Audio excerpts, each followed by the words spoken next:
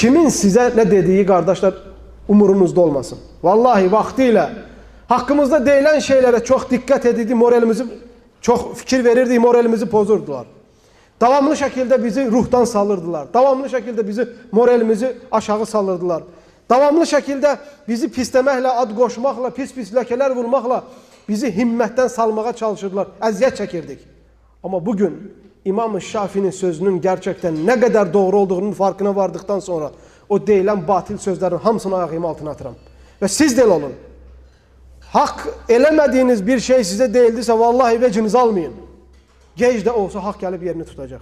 İmam-ı Şafi rahimehullah deyir ki, insanların sənin haqqında dediyini ya daş eləyib belinə yığacaqsan, altında qalıb öləcəksən, ya da ayağının altına atıp üstüne minəcəksən, özünə saray tikəcəksən.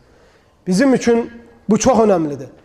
Bugün bir qardaş ortada, bugün məşhurlaşdısa, gözəl dəvət eləməyə başladısa, insanlar içində, insanları təlimə, təhsilə yönəltməyə başladısa, mütləq fitnəkarlar çıxıb qardaşı gözdən salmağa çalışacaq.